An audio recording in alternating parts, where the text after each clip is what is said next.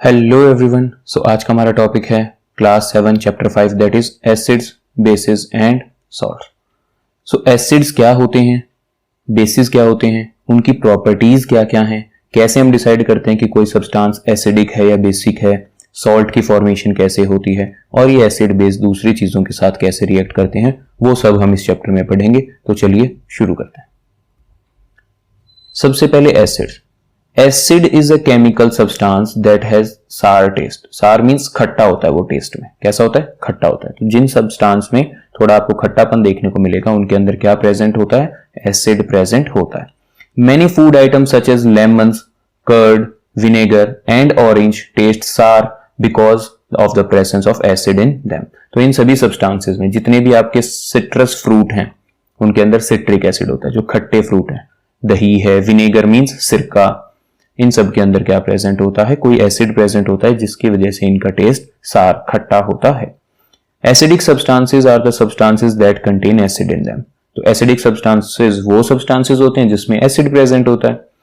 Natural acid are the acid that occur in nature. वो acid जो हमें nature में डायरेक्टली मिल जाते हैं उनको नेचुरल एसिड कहा जाता है। तो जो भी एसिड आपको फ्रूट्स में मिलते हैं उन सबको हम नेचुरल एसिड कहते हैं। सो एसिडिक सब्सटेंस आपके नेचुरल भी हो सकते हैं और मिनरल एसिड्स भी होते हैं। तो नेचुरल एसिड्स कौन से होते हैं, जो आपको नेचर में फ्रूट से मिलते हैं, नेचर से मिलते हैं, उनको हम क्या कहते हैं, नेचुरल एसिड कहते हैं। Next is base. क्या होते हैं? A base is a chemical substance that has a bitter taste and सोपी टेक्सचर। टेस्ट करने में ये बिटर होते हैं और टच करेंगे यदि आप तो जैसे साबुन चिकनाहट जैसा महसूस होता है ना साबुन के अंदर, वैसे ही चिकनाहट आपको बेस को टच करने पे भी महसूस होगी। Bases are found in different substances such as bleach, ammonia, washing powder, soap. आपके साबुन में वॉशिंग पाउडर जो आप डिटर्जेंट वगैरह यूज करते हैं, अमोनिया भी एक सब्सटेंस है, NH3 उसका फॉर्मूला होता है। ब्लीच के लिए जो चीजें यूज की जाती हैं, कपड़ों में ब्लीचिंग करते हैं ना, उनमें जो चीजें यूज की जाती हैं, इन सब के अंदर क्या प्रेजेंट होता है, आपका बेस प्रेजेंट होता है। Bases are also called alkaline. Bases को एल्कलाइन भी कहा जाता है। वो बेस जो वाटर के अंदर सॉल्युबल होते हैं उनको क्या कहा जाता है, एल्कलाई कहा जाता है। वो बेस जो वाटर के अंदर सॉल्युबल है उनको एल्कलाई कहा जाता है। Basic substances are the substances that contain a base in them. तो बेसिक सब्सटेंसेस वो सब्सटेंसेस होते हैं जिसमें बेस प्रेजेंट हो। जैसे एसिडिक सब्सटेंसेस में एसिड प्रेजेंट होता है, ऐसे बेसिक सब्सटेंसेस में बेस प्रेजेंट होता है। सो यहां पर कुछ आपके एसिड्स के और बेस के नाम गिवन है और ये बताया गया है कि वो हमें कहां मिलते हैं। जैसे एसिटिक एसिड आपको मिलता है विनेगर के अंदर।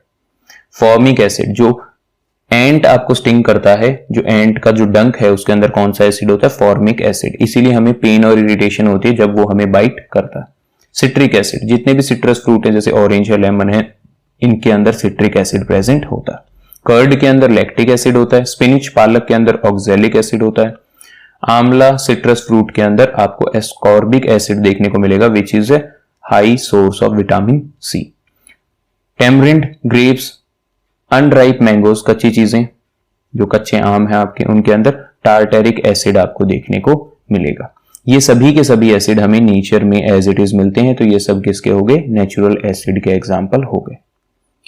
HCl, H2SO4, HNO3, hydrochloric acid, sulphuric acid, nitric acid, ये सब आपके मिनरल एसिड्स के एग्जाम्पल है।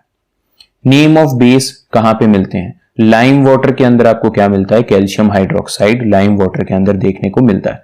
जो विंडो को क्लीन करने के लिए हम क्लीनर का इस्तेमाल करते हैं उसके अंदर अमोनियम हाइड्रोक्साइड आपको देखने को मिलता है। साबुन जो आप यूज करते हैं उसमें सोडियम हाइड्रोक्साइड या पोटेशियम हाइड्रोक्साइड आपको देखने को मिलेगा। मिल्क ऑफ मैग्नीशिया, किसी को एसिडिटी हो जाती है तो उसको एसिडिटी से रिलीफ दिलवाने के लिए हम मिल्क ऑफ मैग्नीशिया देते हैं, जिसके अंदर क्या होता है, मैग्नीशियम हाइड्रोक्साइड प्रेजेंट होता है। तो ये सभी आपके क्या हैं, बेस हैं और ये कहां पे मिलते हैं, इन जगहों पे आपको देखने को मिलेंगे। न्यूट्रल सब्सटेंस हमने देख लिया, कुछ सब्सटेंस जिनके अंदर एसिड है उनको एसिडिक कहते हैं, जिनके अंदर बेस है उनको बेसिक कहते हैं। लेकिन कुछ सब्सटेंस ऐसे भी होंगे जो ना तो एसिडिक होंगे ना बेसिक होंगे, उनको क्या कहा जाता है, न्यूट्रल सब्सटेंस कहा जाता है। क्या कहा जाता है? न्यूट्रल सब्सटेंस कहा जाता है। The substance which are neither acidic nor basic in nature are known as neutral substances. Indicators क्या होते हैं? अब देखिए, हम हर किसी चीज को टेस्ट तो कर नहीं सकते। We can not test every object, क्योंकि एसिड और बेस दोनों ही हमारे लिए नुकसानदायक है उसके नेचर को पता लगाने के लिए। इसीलिए हम किसका इस्तेमाल करते हैं? इंडिकेटर्स का। इंडिकेटर क्या होते हैं? जो इंडिकेट करें, और ये इंडिकेटर हमें क्या इंडिकेट करेंगे कि कौन सा सब्सटेंस एसिडिक है, बेसिक है या न्यूट्रल है। An indicator is a substance that can determine if an another substance is acidic और बेसिक इन नेचर। तो हमें पता चल जाएगा कि कोई दूसरा सब्सटेंस जो है वो एसिडिक है या बेसिक है नेचर के अंदर। The indicators indicate the presence of an acid or a base in a substance by changing it colour. तो दो प्रकार के इंडिकेटर आते हैं। एक इंडिकेटर्स तो अपने कलर में चेंज लेके आते हैं, उनको हम नॉर्मली इंडिकेटर्स कह देते हैं, और एक इंडिकेटर होते हैं जो अपनी स्मेल में चेंज करके हमें बताते हैं कि कौन सा सब्सटेंस एसिडिक है या बेसिक है। उन्हें हम ऑल फैक्टरी इंडिकेटर्स कहते हैं। तो यहां पर हम अभी नॉर्मल इंडिकेटर्स की बात कर रहे हैं जो अपने कलर के अंदर चेंज करके हमें बताते हैं कि गिवन सब्सटेंस एसिडिक, बेसिक या न्यूट्रल है। फॉर एग्जाम्पल, टर्मरिक, हल्दी, China rose petals, China rose के जो पेटल्स होते हैं, कलर्ड लीव्स हैं, लिटमस, ये कुछ नेचुरल इंडिकेटर्स के एग्जांपल हैं। तो इंडिकेटर्स भी क्या होंगे? दो टाइप के होंगे, एक हो गए आपके नेचुरल और एक हो गए मैन मेड, जिनको हम सिंथेटिक इंडिकेटर्स भी बोलते हैं। तो जो टर्मरिक, चाइना रोज और लिटमस हैं, ये नेचुरल इंडिकेटर के क्या हैं? एग्जाम्पल हैं, क्योंकि ये हमें डायरेक्टली नेचर से मिल रहे हैं। Natural indicator are the indicator that occur in nature. Natural indicator वो इंडिकेटर हैं जो नेचर में एग्जिस्ट करते हैं। सबसे पहले हम उन नेचुरल इंडिकेटर्स में से लिटमस के बारे में बात कर लेते हैं। लिटमस एक नेचुरल इंडिकेटर है जिसको लाइचेंस से ऑब्टेन किया जाता है। अब लाइचेंस के बारे में हम पहले भी पढ़ के आए हैं। ये फंगस और एल्गी के बीच का जो सिम्बायोटिक रिलेशन है उसको क्या कहा जाता है? लाइचेन कहा जाता है। और उस लाइचेन में से क्या निकाला जाता है? लिटमस को निकाला जाता है। लिटमस आपको सॉल्यूशन फॉर्म में देखने को भी मिलेगा और पेपर स्ट्रिप्स भी देखने को मिलेगी। और अगर हम बात करें कि लिटमस का ओरिजिनल में कलर क्या होता है, उसका कलर होता है पर्पल। क्या कलर होता है लिटमस का? जब उसको एक्सट्रैक्ट किया जाता है उसका कलर पर्पल होता है। और बाद में उससे एसिड और बेस को डिटेक्ट करने के लिए लिटमस पेपर या लिटमस सॉल्यूशन बना दिया जाता है, जो दो कलर में मिलता है आपको। एक रेड लिटमस में मिलता है और एक ब्लू लिटमस के फॉर्म में मिलता है। तो यहां पर एक टेबल गिवन था आपके एनसीईआरटी बुक के अंदर कि डिफरेंट आप क्या ले लीजिए, सॉल्यूशन ले लीजिए और उनके अंदर रेड और ब्लू लिटमस आपको डाल के देखना है। तो ये समझने से पहले आप एक और चीज समझिए। लास्ट पेज पे चलते हैं, उसके ऊपर आपको इजीली समझ में आएगा, स्पेस मिल जाएगी हमें। यहां पे समझिए कि जो लिटमस है, अगर हम लिटमस की बात करें, जब इसको ऐड किया जाता है किसके अंदर? ब्लू लिटमस को यदि हम एसिड में ऐड करते हैं तो ब्लू का कलर चेंज होकर क्या हो जाता है? रेड कलर हो जाता है। जबकि ब्लू लिटमस का बेस के अंदर कोई कलर चेंज नहीं होता। ब्लू लिटमस एसिड के कांटेक्ट में आने पर रेड हो जाता है, लेकिन बेस के अंदर उसका कोई कलर चेंज नहीं होता है। इसी प्रकार से जो रेड लिटमस है, जब वो बेस के कांटेक्ट में आता है तो उसका कलर क्या हो जाता है? ब्लू हो जाता है।